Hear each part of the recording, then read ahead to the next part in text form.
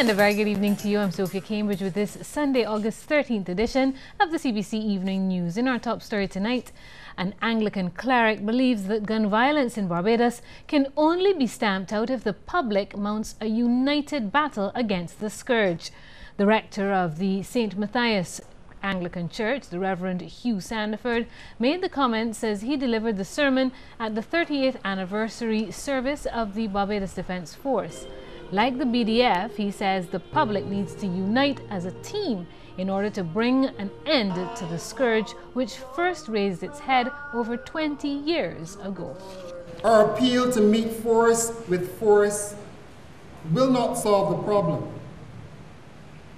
It might win the battle, but the war can only be won if we as a people, as citizens of Barbados, stand together and correct this systemic flaw. All of us have roles to play if we are to overcome this. We can no longer just simply cower and hide and hope that something brings it to an end. We must use our influence as church. We must use our influence as families. We must use our influence as communities. And in the meantime, the BDF's Chief of Staff, Colonel Glenn Granham, says soldiers remain committed to defending Barbados and to maintaining law and order.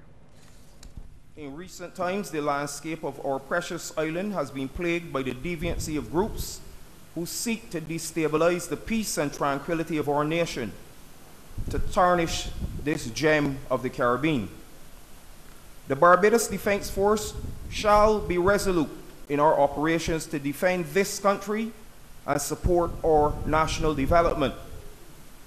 We shall stand together and remain committed to fulfilling our mission to defend and secure Barbados, its interests, including that of public safety. Two-time Bashment Soca King Stiffy is appealing for an end to gun crime locally.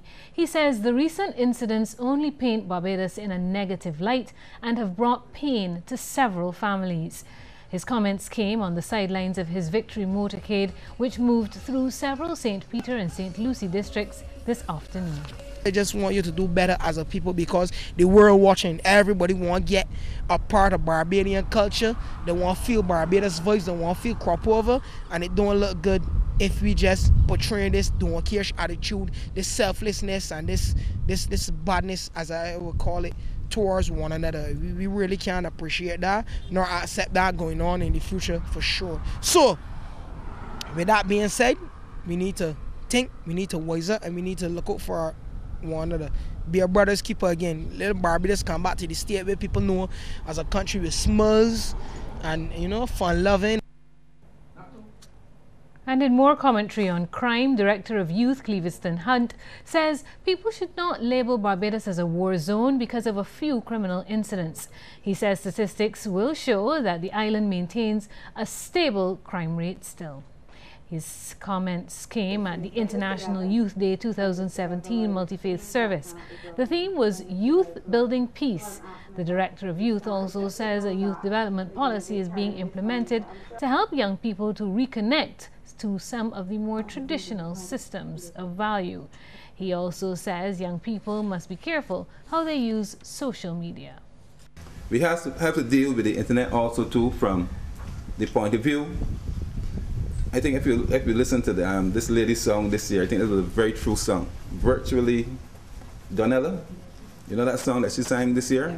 That we live a virtual life. And that in itself is a challenge for us also too in terms of our socializing, in terms of our youth group life. Because what that has done is to kill off the kind of interactions that we have as youth participants acting with each other. We'll have more news in just a moment.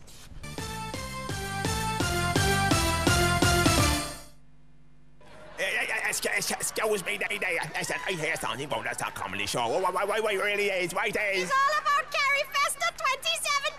Peoples, it's the Caribbean Comedy Explosion, Saturday, August 26th at the Sir Garfield Sober Gymnasium. ITM Fancy Cat from Jamaica, the legendary Larry George from Trinidad and Tobago, show, and he's bringing along the new funny man, Kenneth Chinese Super Sad, with Dolores Alexander, the Drunken Saint, and Darren Mendoza, and the daddy of all comedy daddies, Errol Fabian. And Guyana got to be there, people. They're bringing Jumbi and Odessa Primus. That's right. And bringing it home is Trevor Dynamite, Ismail Lafitar, Romanco, Queen Archibald Cox, and special guest Stiffy. Early bird tickets are small, $50. General admission, $65. And the IMF will be there. IMF Fingal is your MC. MC is mad and crazy. The Caribbean Comedy Explosion, Saturday, August 26th, the Garfield Stolber's Gymnasium, people. Get your tickets from official box offices only.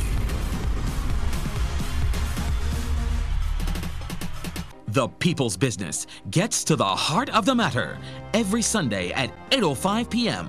Call us live at 228-5562 or 228-5563 or email us at talk@cbc.bb to share your questions or comments and to be part of the live discussion. That's The People's Business, Sundays at 8:05 p.m. on CBC TV8. The People's Business is made possible by our partners, Solar Dynamics, the most efficient energy systems. 2017! Peoples, it's the Caribbean Comedy Explosion, Saturday, August 26th at the Sir Garfield Sober Gymnasium. I will be there from Guyana. Time to skin your teeth and enjoy yourself. I'm coming alongside Odessa Primus from Guyana with me. It's all the Caribbean comedians coming together for one big laughter. We gonna make you laugh. We sure of that. It's happening at the Sir Garfield Sobers Gymnasium. So make sure you come out on the 26th of August. Big Caribbean Comedy Explosion. Boom!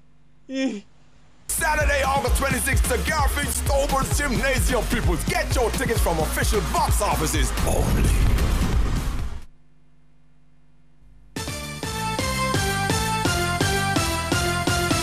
Tonight we're hearing that a prestigious regional science program is seeing growing numbers as global interest in technology intensifies. The Student Program for Innovation in Science and Engineering, or SPICE, had a record number of 24 students graduate from its 2017 term this summer. SPICE Director Dr. Dinah Sa says the Caribbean's top students in science and mathematics benefited, including 3 Barbadian students, Matthew Clark, Shanna Edwards, and Diego Lascuran. They're immersed 24/7 in courses such as university-level calculus, physics, biochemistry, entrepreneurship. They also do hands-on courses, labs, including robotics, underwater robotics, renewable energy, it's a windmill project, and computer programming. And from SPICE, we're hoping to maintain and stimulate the interest of these top students in staying in science and engineering, technology, math for their careers, and hopefully develop companies in the region and around the world. And as a final exercise, the students presented projects in underwater robotics, renewable energy, computer programming and entrepreneurship to an audience of sponsors, relatives and friends. A total of 109 students have graduated from the course, many of whom have gone on to attend highly regarded universities. 4 SPICE graduates are currently studying at the prestigious Massachusetts Institute of Technology, or MIT, and Dr. Sa encourages support for the initiative, which is now in its 5th year. The SPICE program is run by the Caribbean Science Foundation, which is a non-profit, non-governmental organization.